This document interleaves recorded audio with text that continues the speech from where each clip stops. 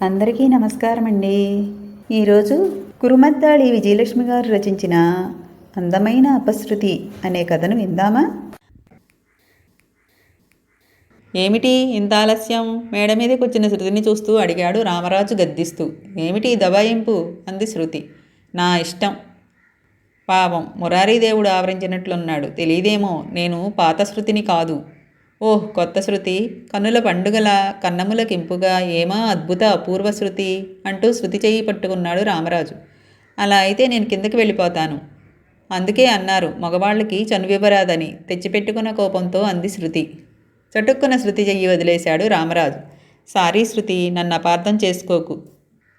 నన్ను అర్థం చేసుకుని నా బాధ పంచుకుంటావనే నమ్మకంతో నా కథ చెప్పాను. నన్ను అర్థం చేసుకున్నావనే ఆనందంతో పొంగిపోతూ కాస్త చనువు తీసుకున్నాను.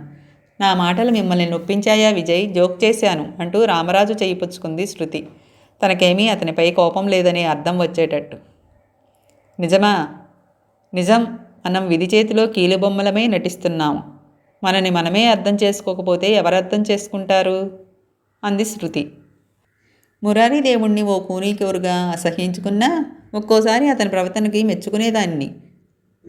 అతను దొంగ అయి ఉండి కూడా మా ఇంట్లో ఏమీ దోచుకుపోనందుకు ఎంతో ఆనందించాను.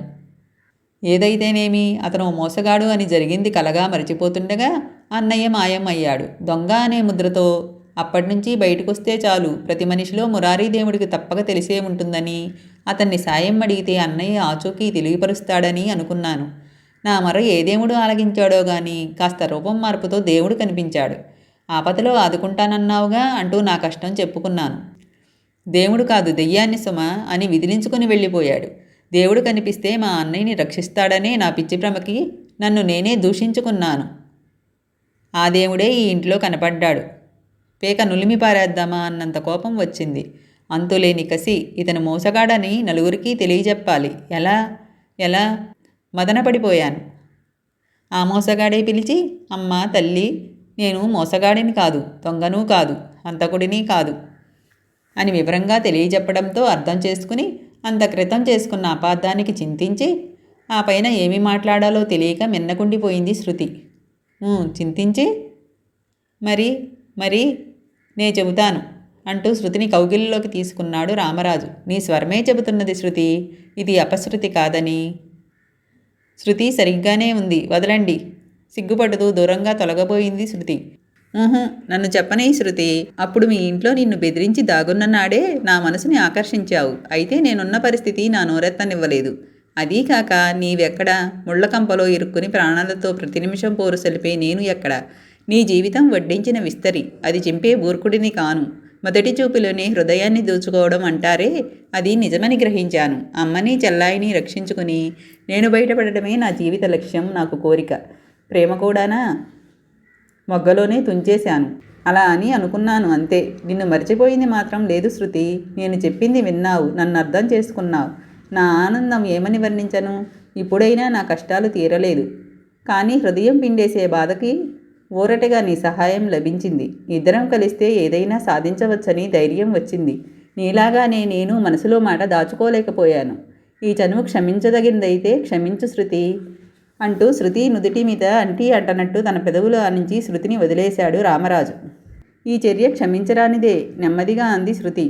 అయితే ఏ శిక్షకైనా తలొగ్గుతాను. ఒక చెయ్యి అడ్డు పెట్టుకుని తల వంచి వినయంగా అన్నాడు రామరాజు. మంచిది. ఆ దించిన తల ఎప్పటికీ ఎత్తకుండా ఉండడమే.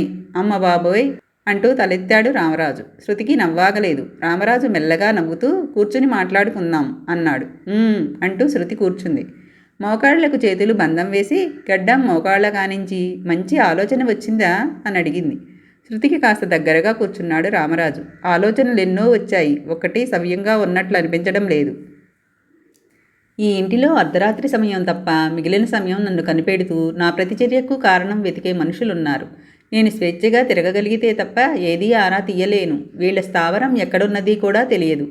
ముందుగా కళ్ళకి గంతలు కట్టి కారులో వెనక సీట్లో పడుకోబెడతారు. ఆ కారు ఎంత దూరమో ప్రయాణం చేస్తుంది, ఎక్కడో ఆగుతుంది. నా చెయ్యి పుచ్చుకుని మెట్లు ఎక్కిస్తారు. ఆ పిదప కొంత దూరం నడిచిన తరువాత మెట్లు దిగాలి. ఆ తర్వాత ఓ గదిలో ప్రవేశిస్తాము. కళ్ళ గంతలు విప్పుతారు. లోపల ఎన్నో గదులు, బయట ప్రపంచం తెలియదు. అక్కడే స్మగ్లింగు, మీ అన్నయ్య లాంటి వాళ్ళకి జైలు వగైరా. ఆ గదుల్లో తిరగడానికి స్వేచ్ఛ ఉంది అంతవరకే అని చెప్పాడు రామరాజు.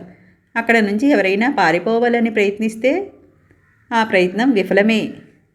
ఆ రోజు మీ అన్నయ్య తప్పించుకుని వెళ్ళాడంటే అది అతని అదృష్టం. పూర్తిగా బయటికి దారి నాకే తెలియదు.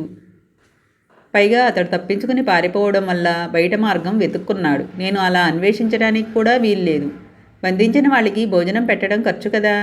వాళ్ళు ఆదాయం ఉంటేనే ఖర్చు చేస్తారు. అనవసరం అనుకుంటే కాల్చిపారేస్తారు. స్మగ్లింగ్ వస్తువులు ప్యాక్ చేయడం, మరికొన్ని పనులు చేయిస్తారు. ఒకతను చాలా తెలివిగా ఆలోచించి రాత్రిళ్ళు తన గదిలో ఉన్నప్పుడు వేలుకు పిన్నుతో గుచ్చుకుని ఆ రక్తంతో తనని రక్షించమంటూ రాసి ఆ కాగితం ఓ ప్యాకెట్లో పెట్టాడు. ఆ ప్యాకెట్ బయటికి వెళ్ళిపోయింది. అయితే ఇది అందుకున్నది స్మగ్లింగ్ వాళ్లే కాబట్టి ఆ కాగితం వీళ్ళకి పంపించారు. వీళ్ళు అతని నానా హింసలు పెట్టి చంపారు. పాపం అంది శృతి. బయట నేను వీళ్లతో తిరుగుతూ ఉంటాను. అక్కడేం జరగదు. జరిగేదంతా ఏ రహస్య ప్రదేశంలోనో జరుగుతుంది. అందుకే ఇంతవరకు ఒక్క అడుగు ముందుకు వేయలేకపోయాను. మీ అమ్మగారిని చెల్లెల్ని అక్కడ దాచి ఉంటారేమో. నాకు ఆ నమ్మకం లేదు. వాళ్ళకి ఇలాంటి రహస్య ప్రదేశాలు ఎన్ని ఉన్నాయో విసిగి వేశారి ఈ మధ్య నాన్నగారిని, అదే రాజాగారిని ఓ సలహా అడిగాను. అయినా మీరు మాట్లాడుకుంటూనే ఉంటారన్నమాట. శృతి మధ్యలో ఆతృత వెళ్ళబుచ్చింది. ఈ ఇంట్లో గోడలకి చెవులు కళ్ళు ఉంటాయని భయం. ఇంతకాలం రాత్రిళ్ళు లేచేవాడిని కాదు. కాబట్టి నాపై రాత్రిళ్ళు నిఘా తగ్గించారు. అందుకే ఇక్కడ నిన్ను కలుసుకోగలిగాను. ఓ విధంగా మేం మాట్లాడుకునేది చంద్రగౌడ్ ద్వారానే. లెటర్ రాసి ఉంచి ఎవరూ చూడకుండా పూలకుండీలో పెడతాను. దాన్ని చంద్రగౌడ్ తీసుకెళ్లి రాజాగారికి ఇస్తాడు. అలా వారు రాసింది నాకు అందుతుంది. ఈ మధ్య వారిని అడిగిన సలహా ఏమిటంటే, నా పరిస్థితిని వివరించాను. నేనేం చేయలేకపోతున్నాను. మీరు ఆస్తి రాయలేదని వీళ్ళకి కోపం ఎక్కువైపోతుంది. అయితే మనల్ని అనుమానించలేదు. అదే మన అదృష్టం. జరిగింది రహస్యంగా పోలీస్ డిపార్ట్మెంట్లో పెద్దవాళ్ళకి తెలియజేసి మనకి ముప్పు రాకుండా రహస్య పరిశోధన చేయమంటే ఎలా ఉంటుంది అని రాశాను. నాన్నగారు అదే రాజావారు వెంటనే తెలియజేశారు. దైవం మీద నమ్మకం ఉంది. అన్ని రోజులు వాళ్ళవి కావు. మనకి మంచి రోజులు వస్తాయి. పోలీసు వారిని రహస్యంగా ఎంక్వైరీ చేయమని కోరగలం, కానీ వారిని హద్దుల్లో ఉంచలేం. ఇది ఏమాత్రం బయటపడినా మొదటికే మోసం రావచ్చు అంటూ కొన్ని సూచనలు చేశారు. రఘునందన్ చర్యలు, నళినీదేవి చర్యలు ప్రతి నిమిషం కనిపెడితే చాలు అని. అవును, వాళ్ళిద్దరి విషయం నీకు తెలుసా శృతి? నళినీదేవికి తాళికట్టిన భర్త రాజా కావచ్చు, కానీ అసలు భర్త రఘునందన్. అవును, నవ్వుతూ అంది శృతి. భర్త మరేమన్నానా? తోడు దొంగలు ఎదుట అమ్మాజీ అమ్మగారు అనే రఘునందన్ నళినీదేవి మీద అధికారం చెలాయిస్తుంటాడు. నందన్, నీ తొందరపాటే ఎప్పుడో మనల్ని చిక్కుల్లో పడేస్తుంది అని నళినీదేవి కోప్పడింది. నాకు ఆ మాత్రం తెలియదా? ఇదంతా నడుపుతున్నది నేను. నా సామర్థ్యం మీద నమ్మకం లేదా దేవి అన్నాడు రఘునందన్. ఇది వాళ్ళ వ్యవహారం. ఇప్పుడు మనమేం చేయాలి విజయ్ అంది శృతి.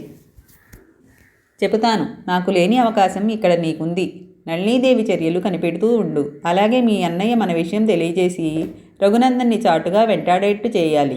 వాళ్ళది ఏ కొద్ది రహస్యం బయటపడినా చాలు, తీగ చిక్కితే డొంకంతా లాగగలను. ఓ అంటూ గాలిలో చిటికేసింది శృతి. నాకు కొన్ని విషయాలు తెలుసు, మీకు పనికొస్తాయో లేదో గాని అంది. చెప్పు చెప్పు ఆతృత వ్యక్తం చేశాడు రామరాజు. నళినీదేవికి అప్పుడప్పుడు విపరీతమైన శిరోబాధ వస్తుంటుంది. అలాంటప్పుడు ఓ 2 రోజులు తన గది ఇడిచి బయటికి రాదు. గదంతా చీకటి చేసుకుని కిటికీలు తలుపులు బిగించుకుని పడుకుంటుంది. ఆమె గదిలోకి జాలమ్మ తప్ప మరెవరూ వెళ్ళరు. ఆ విషయం నాకు తెలుసు. జాలమ్మ ఆమెకి చాలా ఇష్టమైన దాసి. చెప్పిన పని తూచా తప్పకుండా చేస్తుందని, హితభాషి అని ఎప్పుడూ జాలమ్మను మెచ్చుకుంటూ ఉంటుంది. అది నిజమే. మరో నిజం మీకు తెలియదు. 2 రోజులు అమితంగా తలనొప్పితో బాధపడే మనిషి ముఖం రోగకళతో పీక్కుపోవాలి, అవునా? కానీ ఫ్రెష్గానే ఉంటుంది. ఓసారి స్వాతి అమ్మకి తలనొప్పి ఎలా ఉందో కనుక్కురమ్మని పంపింది. తలుపు తడితే జాలమ్మే బయటకు వచ్చి మూసిన కన్ను తెరవకుండా ఉన్నారని, ఇప్పుడే కొద్దిగా నిద్రలోకి జారారని తగ్గుస్వరంతో చెప్పింది. నేను వచ్చేశాను. జాలమ్మని పిలుచుకురమ్మని మళ్ళీ స్వాతి పంపింది. అక్కడికి వెళ్ళేసరికి రఘునందన్ గదిలోంచి బయటకు వెడుతున్నాడు. కొద్దిసేపు ఆగి వెళ్ళాననుకోండి, ఏదో కారణం ఉండి ఆమె తలనొప్పి నటిస్తుందనుకుంటున్నాను. అంతే. ఇక నుంచి వాళ్ళను కనిపెట్టి వీలైనన్ని విషయాలు తెలుసుకోవాలి. నాకు మరో విషయం కూడా తెలుసు అంది శృతి. ఏమిటది?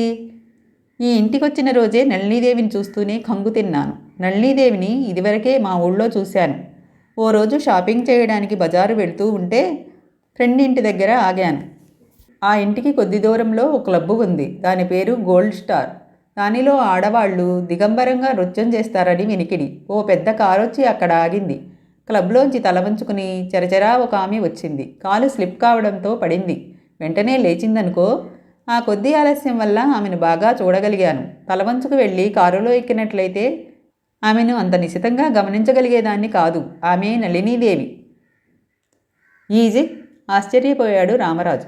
ఎస్ అంది శృతి ఓ గొప్ప రహస్యం బయటపెట్టాననే ఆనందంతో. గోల్డ్ స్టార్ క్లబ్తో నళినీదేవికి పని లేదు. పని ఉండి దాంట్లోకి వెళ్ళి వచ్చింది అంటే అదో గొప్ప రహస్యమే. మీ అన్నయ్యకి తెలియజేయి క్లబ్ మీద ఓ కన్నేసి ఉంచమని. వాళ్ళు మీ అన్నయ్య కోసం కూడా వెతుకుతున్నారు. చాలా జాగ్రత్తగా మెలగాలని తెలియజేయి. అలాగే అంది శృతి. ఫోన్ వస్తే నేను ఏ రోజైనా వెళ్ళాలి. రాజాగారికి పెద్ద పెద్ద కంపెనీలలో షేర్లున్నాయి. పట్నంలో అవి నేనే చూసుకుంటున్నాను. వాళ్లతో కలిసి ఏదైనా చేయవచ్చు కదా విజయ్. నేను కదిలితే వాళ్ళు కదులుతారు. వాళ్ళు నాపై నిఘాకి ఉంచిన వాళ్ళు. నన్ను ఏమాత్రం అనుమానించినా నేను మా వాళ్ళని నరకంలోకి తోసేసినట్లే. నేను 2 సార్లు టపటప కన్నార్పితే చాలు, వాళ్ళు మహాజాగ్రత్త పడతారు. అయితే ఇప్పుడేం చేద్దాం అంది శృతి. చెబుతాను. రాజావారు మనవారే. వారికి నీ విషయం మన మనిషివేనని తెలియజేస్తాను. అవసరమైతే నాకు కబురు చేయాలన్నా మరేదైనా చంద్రగౌడ్ సాయం ఉంటుంది. రాజావారి రక్షణ చాటుగా ఉంటుంది. అలాగే అంది శృతి. నే చెప్పేది జాగ్రత్తగా విని అలా చెయ్యి శృతి అంటూ చెప్పడం మొదలుపెట్టాడు రామరాజు. అవసరానికి ఉపయోగపడే సంగతులు కావడంతో శృతి జాగ్రత్తగా వింటూ కూర్చుంది.